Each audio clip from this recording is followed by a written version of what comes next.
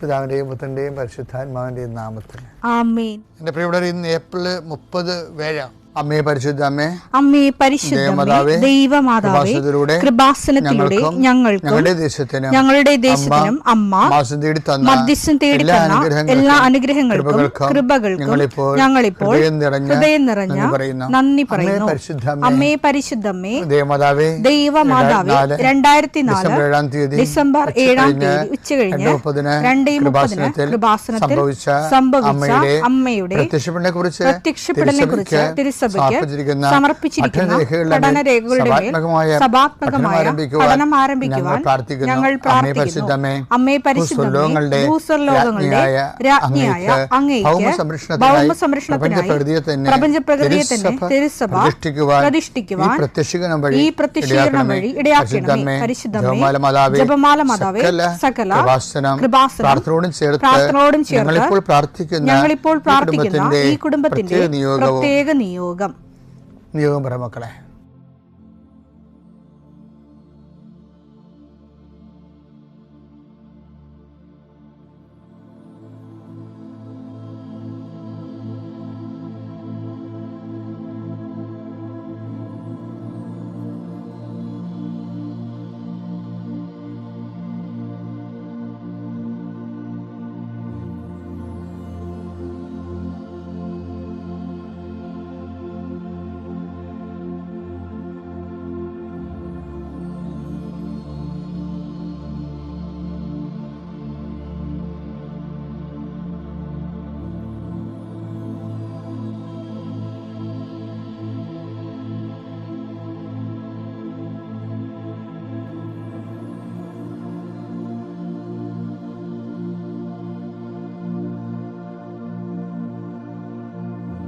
അമ്മയുടെ പ്രത്യക്ഷീകരണത്തിന്റെ ഈ അനുഗ്രഹവേളയിൽ ഞങ്ങൾക്ക് സാധിച്ചു തരുവാൻ കനിയണമേ.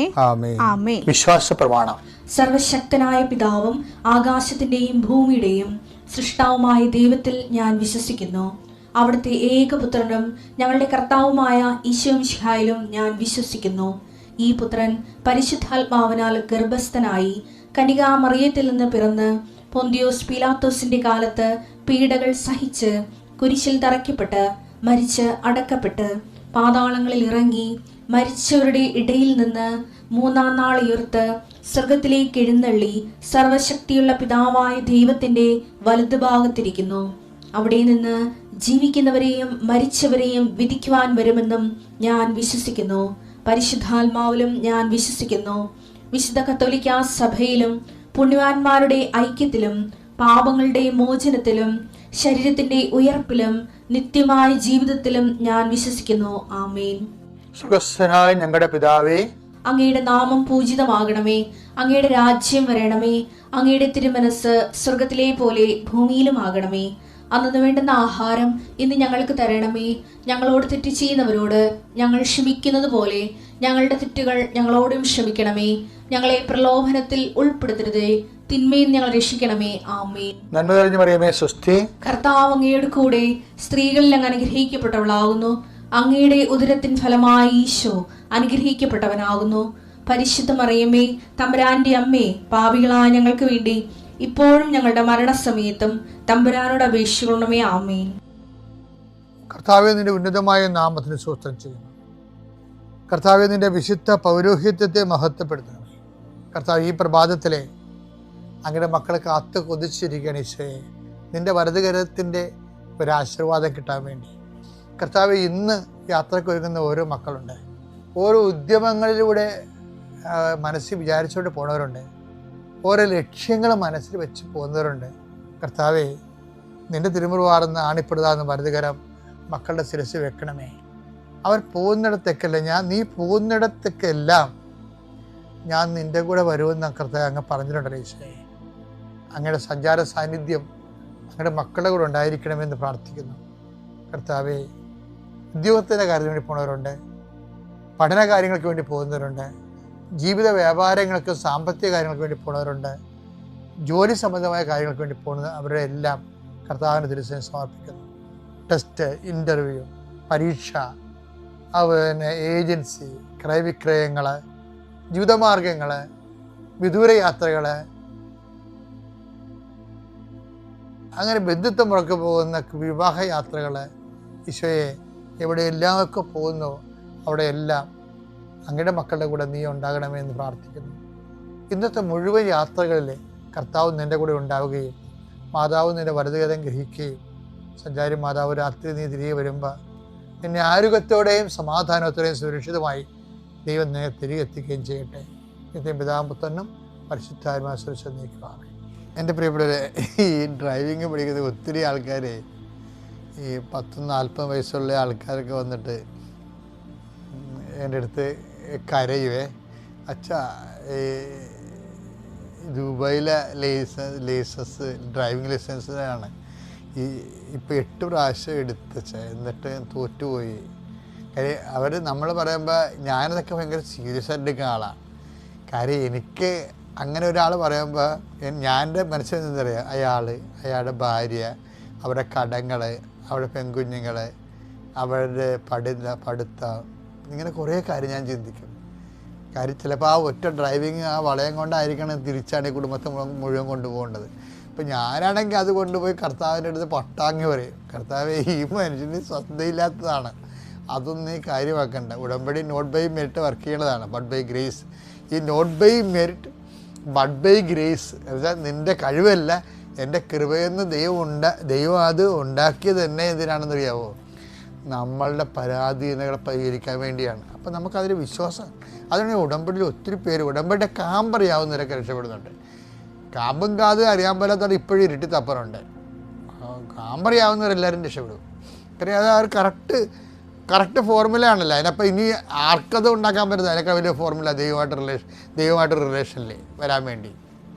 അപ്പം അത് ദൈവം നമുക്ക് വെളിപ്പെടുത്തി അമ്മയുടെ പ്രത്യക്ഷീകരണമായിട്ട് ബന്ധപ്പെടുത്തി അമ്മയുടെ പ്രത്യക്ഷീകരണം സ്ഥിരീകരിക്കാൻ പറ്റിയ അടയാളം കിട്ടാൻ വേണ്ടി ദൈവം നമുക്ക് തന്നിട്ടുള്ള സംഭവമാണ് ഉടമ്പടി എന്ന് പറയുന്നത്. അപ്പം നമുക്കൊരൊറ്റ കൈ വന്നാൽ നിങ്ങൾ ഈ കാര്യം കാണാൻ വേണ്ടി തൽക്കാലത്തേക്കുള്ള റിലേഷൻ വരുമ്പോൾ ടെമ്പർ റിലേഷൻസ്, എൻ്റെ മക്കളെ എനിക്ക് തോന്നണത് ടെമ്പർ റിലേഷൻസ് നമുക്ക് എല്ലാവരുമായിട്ട് സാക്ഷ്യം, പ്രത്യേകിച്ച് ഈ മലയാളികളെന്ന് പറയുമ്പോൾ നിങ്ങൾക്കറിയാമല്ലോ വലിയ റിലേഷൻസ് ഒന്നും ഉള്ള ആൾക്കാരല്ല.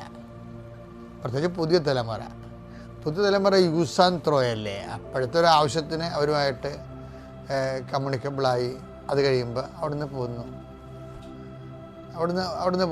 പിന്നെ വേറൊരു സ്ഥലത്ത് ചെന്ന് അവരുമായിട്ടുള്ള അപ്പം മെയിൻറ്റെയിൻ ചെയ്യാനുള്ള കറണ്ട് മെയിൻ്റെനൻസിന് വേണ്ടിയുള്ള ഒരു ബിസിനസ് അക്കൗണ്ടാണ് ആൾക്കാർ മെയിൻറ്റെയിൻ ചെയ്യുന്നത്. പലപ്പോഴും മലയാളികൾ പലപ്പോഴും അങ്ങനെ തോന്നിയിരിക്കുന്നത് ഒരു ശാശ്വതമായ റിലേഷൻസ് ഇല്ല. അതുകൊണ്ട് നിങ്ങളുടെ വാട്സപ്പ് നോക്കിയാൽ മതി.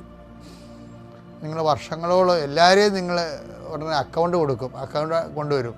പക്ഷേ എത്ര പേര് അക്കൗണ്ട് നിങ്ങൾ സ്ഥിരമായിട്ട് കണ്ടിന്യൂ ആയിട്ട് വിളിക്കുന്നുണ്ട്, സംസാരിക്കുന്നുണ്ട്. ചില അക്കൗണ്ടൊക്കെ എത്രയോ വർഷങ്ങളായിട്ട് ഡെഡാണ് അല്ലേ. വാട്സപ്പിലെ കുറേ അക്കൗണ്ടുകൾ 2-3 കൊല്ലമായിട്ട് ആരെയും വിളിക്കാത്ത കേസുണ്ട്.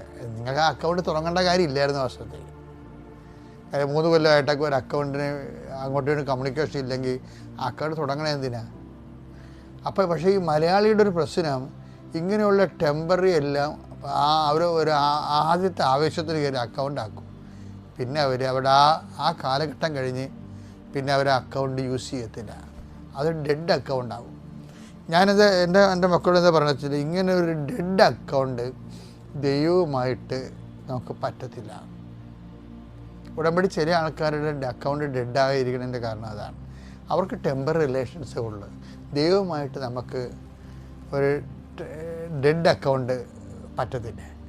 കാര്യം അക്കൗണ്ട് ആക്കുമ്പോൾ തന്നെ ദൈവത്തിന് അറിയാം ഇത് ഡെഡാണെന്നറിയാം. അപ്പോൾ തന്നെ ആരുടെയെങ്കിലും അക്കൗണ്ട് ഉടമ്പടി അക്കൗണ്ട് ഡെഡായി പോയിട്ടുണ്ട്, ഇന്ന് തന്നെ നിങ്ങൾ അത് പുതുക്കി ദൈവമായിട്ട് ആ പഴയ പ്രസരിപ്പിനും പ്രവർത്തനത്തിലും ഒക്കെ വരണം.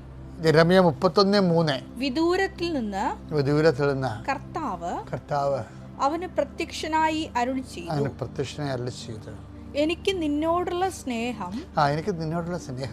അനന്തമാണ്, നിന്നോടുള്ള വിശ്വസ്തത അചഞ്ചലവും. ചില സമയത്ത് ദൈവത്തിന് വേണ്ടി എന്ത് ചെയ്യാനും ഒരു ആന്തരിക അഭിഷേകം വരണം. അങ്ങനെ വന്നാൽ പിന്നെ ദൈവം നമുക്ക് തിരിഞ്ഞു നോക്കേണ്ടി വരത്തില്ല. നമ്മൾ പറയണതും പറയാത്തതും ചെയ്യേണ്ടതും ഭാവിയിൽ ചെയ്യേണ്ടതും എല്ലാം കണക്ക് കൂട്ടിയാണ്